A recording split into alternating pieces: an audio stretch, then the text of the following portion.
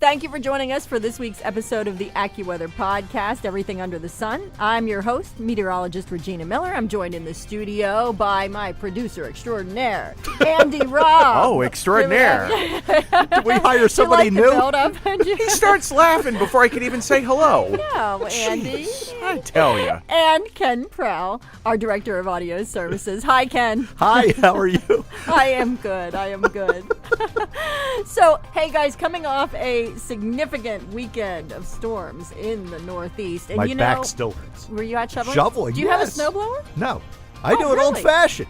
Do I'm you out there really? with the shovel. All right, that is like not Until my good. neighbor comes down and plows me out. You just tried to look pitiful long Exactly. enough for your neighbor to take over.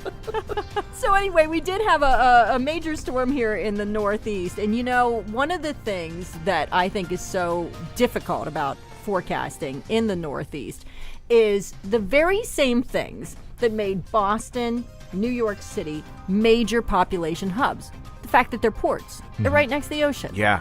It's a great thing for commerce, right? It's a great thing. That's why we have so many people living there. The problem with winter forecasting is that always invariably ends up being like where your rain, snow line is. It's one of the most difficult places, I would venture to say, to forecast snow in the country. So, you know what? I thought I'm going to ask an expert from New York City. So we have brought in for today's podcast Lee Goldberg, chief meteorologist from WABC in New York. Take a listen to Lee on the air. This is the second biggest snowstorm ever to hit Central Park in November. We averaged close to 6 inches in New York City and a huge swath of 6 to 12-inch snows off to the north and west and impressive amounts all the way down to the coast.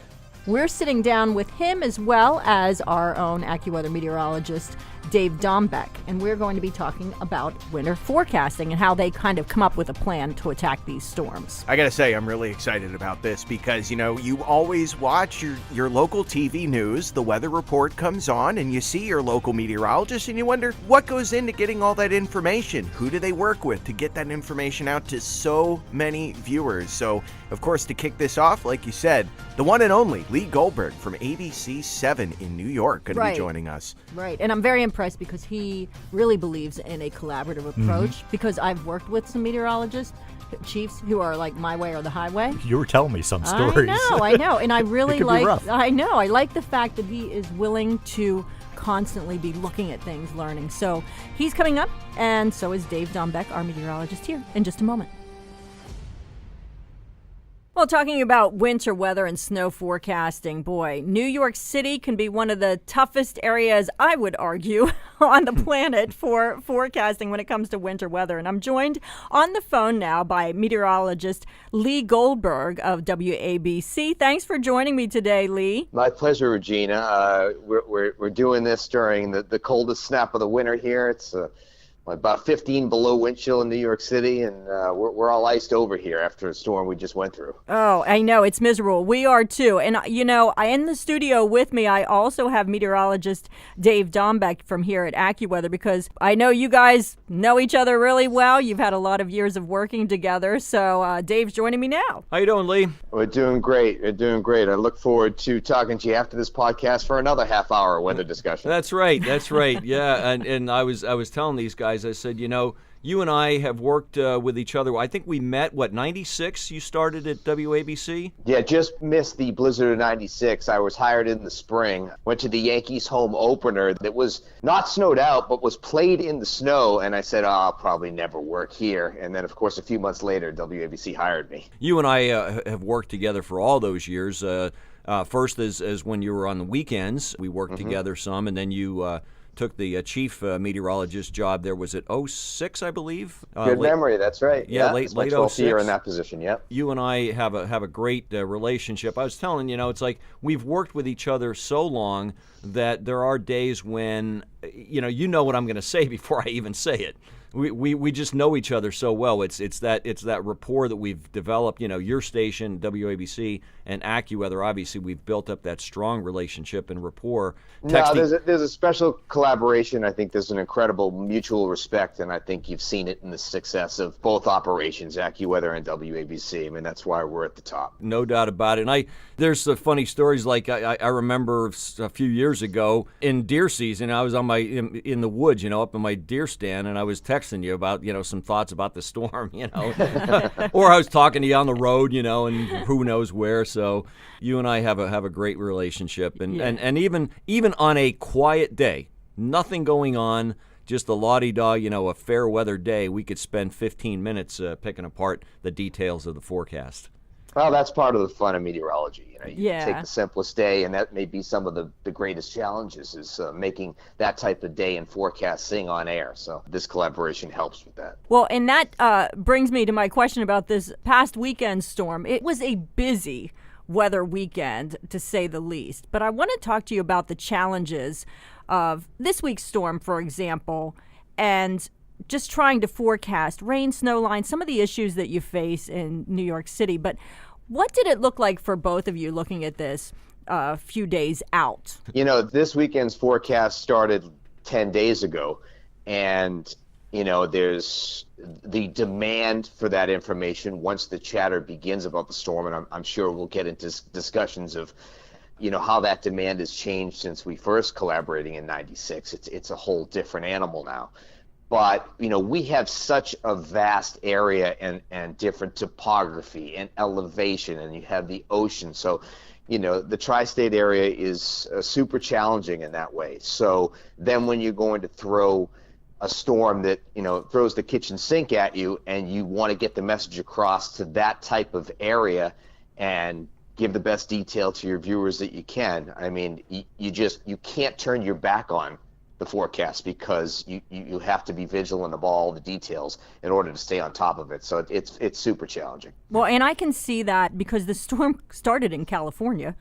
And so people were already wanting to know about this storm when it reached the East Coast, what it was going to do. Mm-hmm. And so that has to be tough because they have the information coming out that a storm is coming. And so it must be tough that you have to get information out to them so quickly. But there's so many scenarios. Looking at some of the long-range computer models, we saw the potential for a storm. I mean, we were kind of focusing on that weekend from 10 days out. The models were very much, some said Saturday, some said Sunday, but the theme there for a number of days was that the weekend of the 19th and 20th, there was going to be a storm.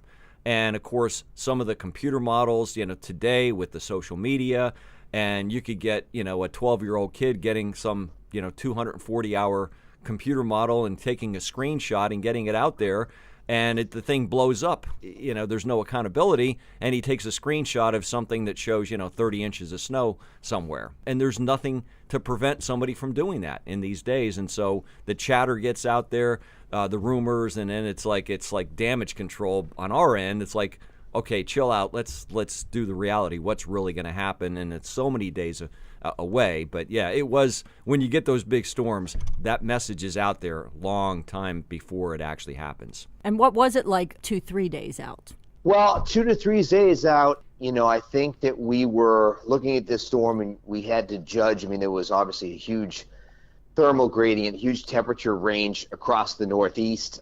We were going to be sandwiched right in that. The storm took on a colder look, so as we approached the time that we had to release our snowfall forecast, we started just discussing that, looking at the year so far where we had not had many storms, obviously, but the one storm that certainly weighted heavily in the back of our minds was the November storm and the tendency for the cold air to hang tough. Even as we were approaching the storm, the models that were doing the best with the low-level temperatures, the boundary level temperatures, were forecasting, they had a warm bias.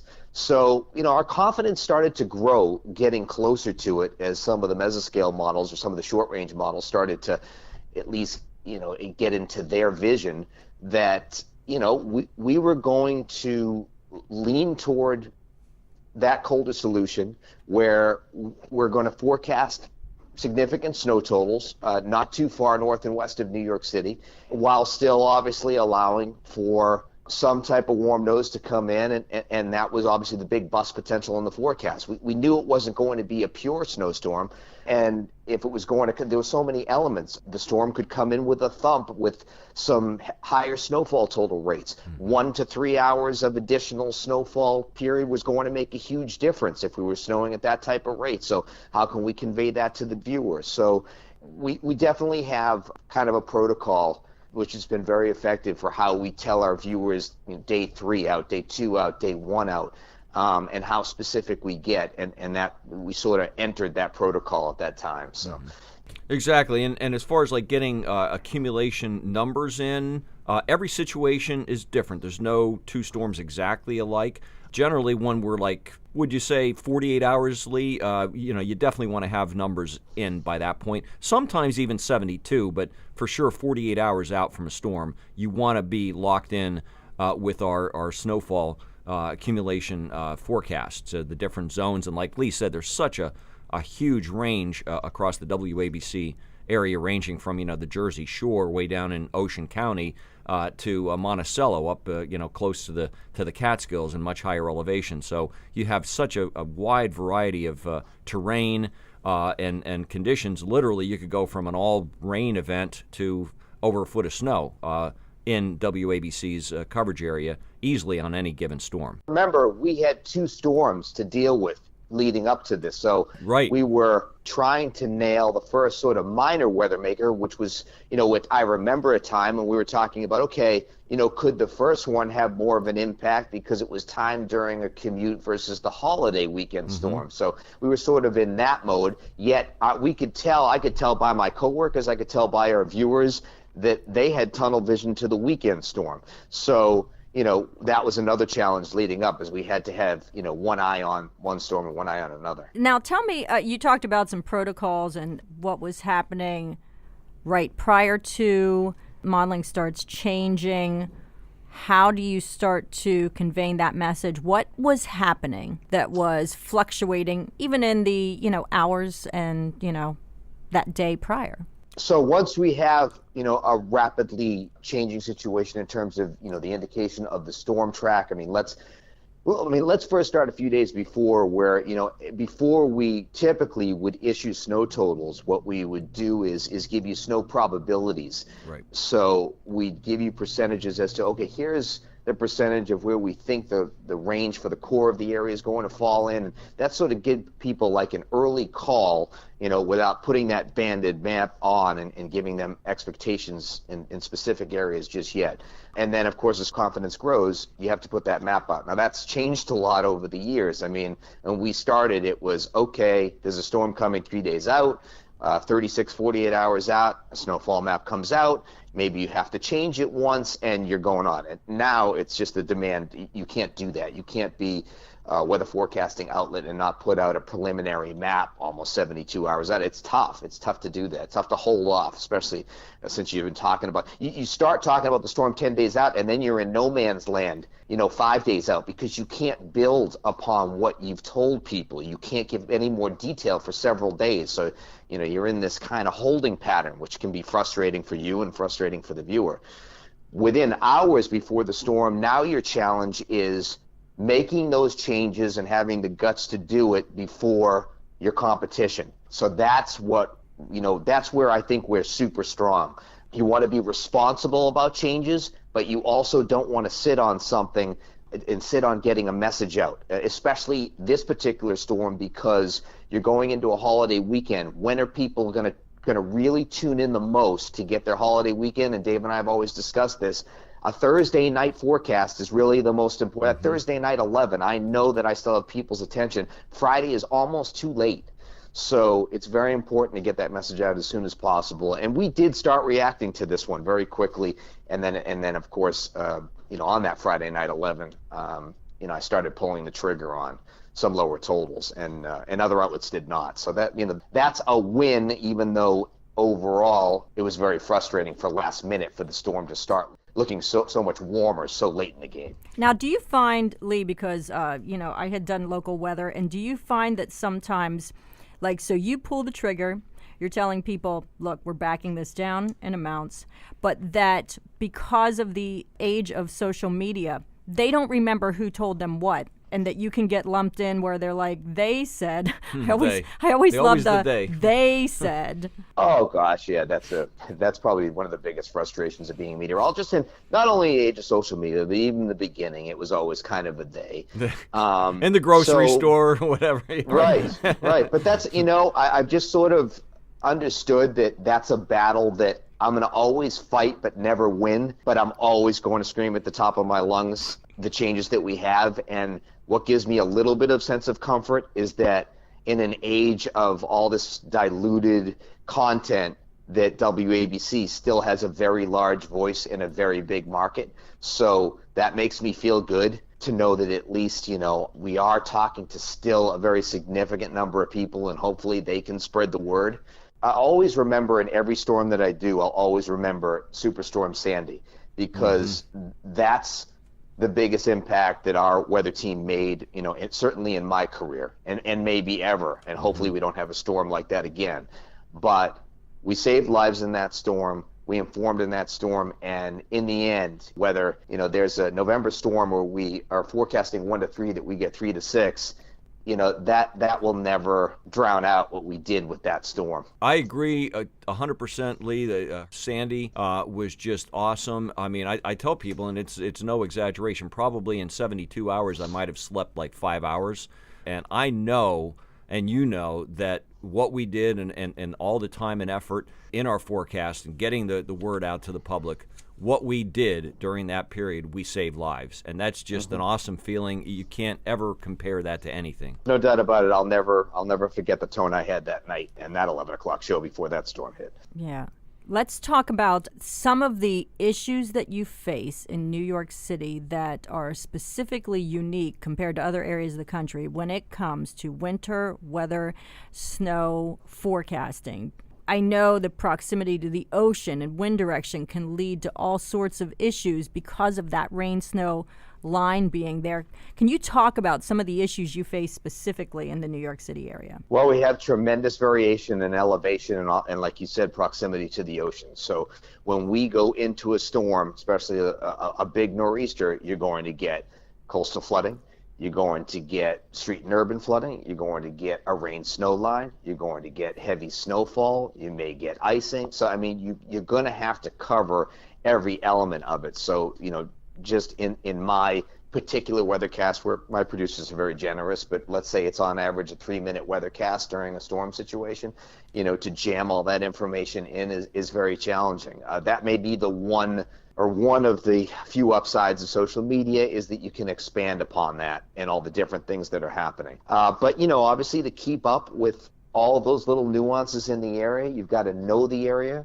You've got to have a voice like Dave when I talk to him and increase knowledge about the area, point stuff out that maybe isn't on your radar, no pun intended.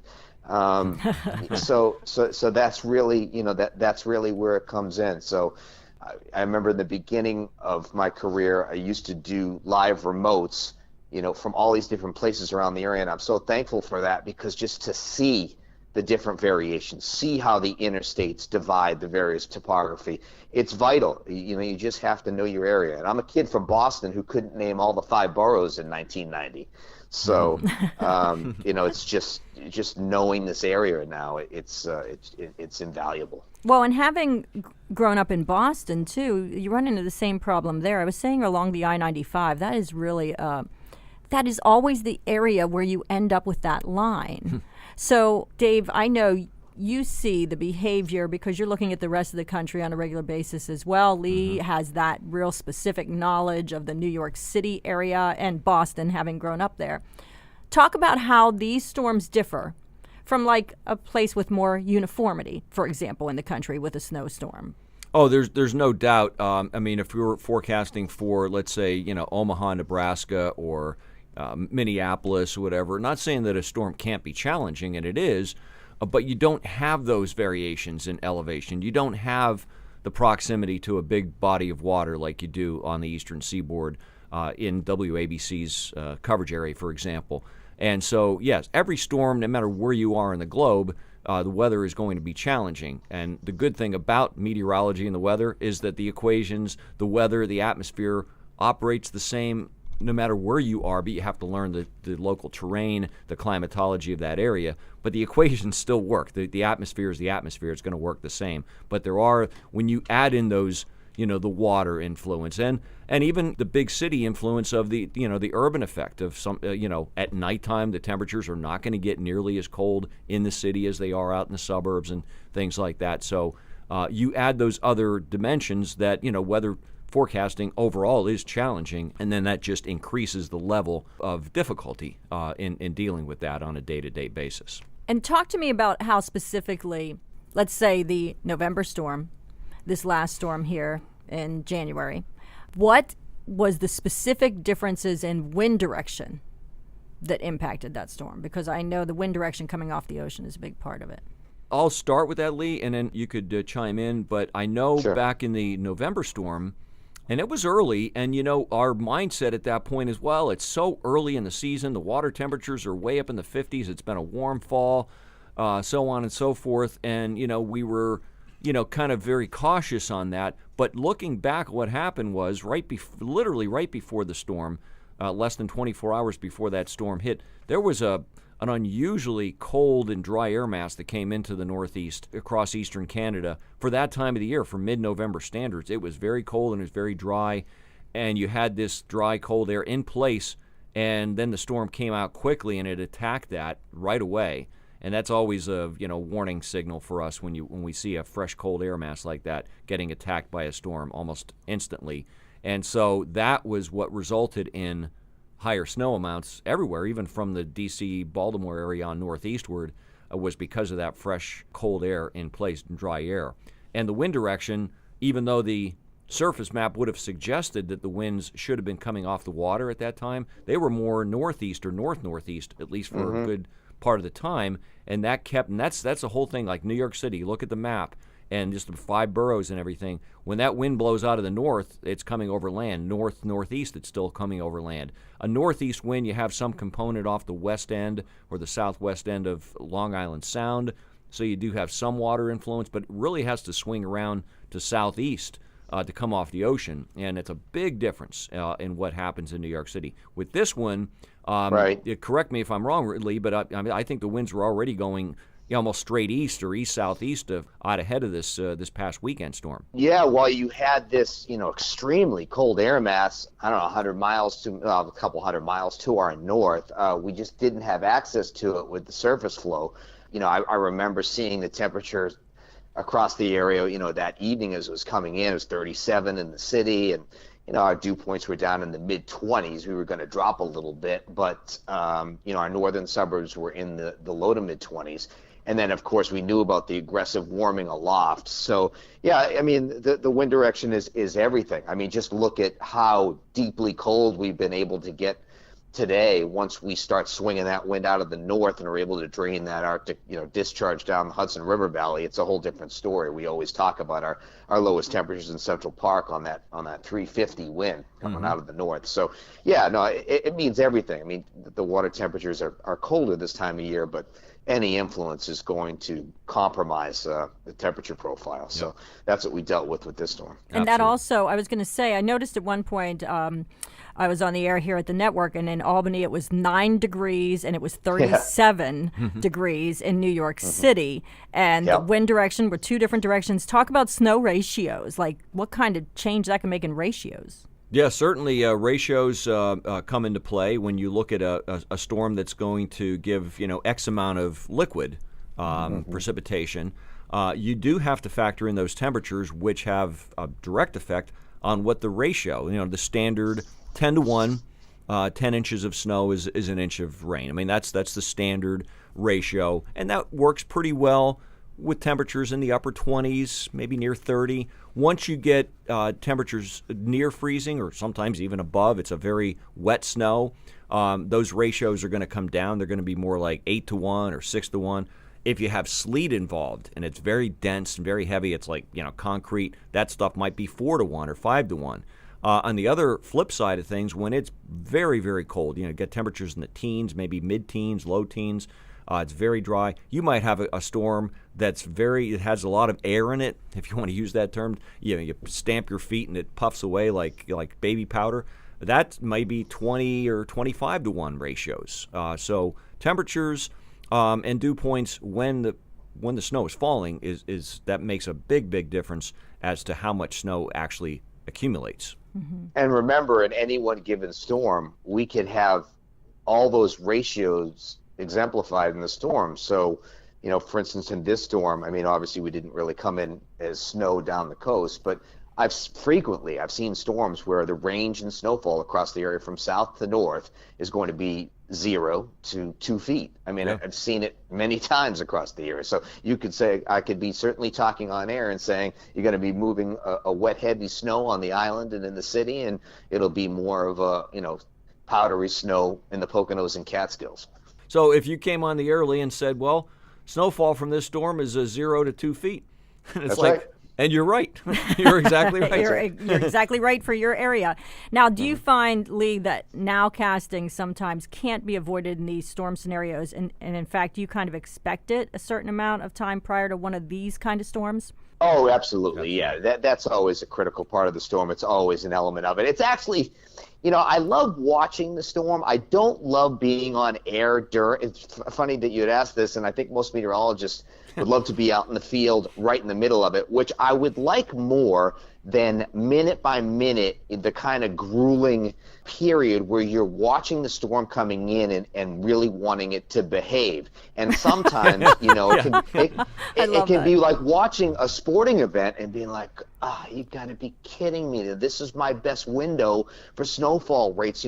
This is when the best vertical motion was over us. We should be going to town right now. And then, you're almost ready to give up on it in the middle of it, and then it bails you out with, okay, now we got one last burst in the deformation zone, and bang, you have your totals. So, that can really be that's when I get all my gray hairs. So I kind of I like all the forecasting and leading up and setting the table, and then I want to just watch it come in. Yeah, at least you have hair. Well, I'm working hard on that. Maybe not if you stay in this job for too many years.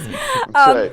So how does the public respond to this? Because how do you craft your messaging? That's what's a kind of a really special element of WABC and what I've tried to do. Our big challenge now is convincing people that there is greater value to the way that we present them a forecast to their mobile devices and their laptops.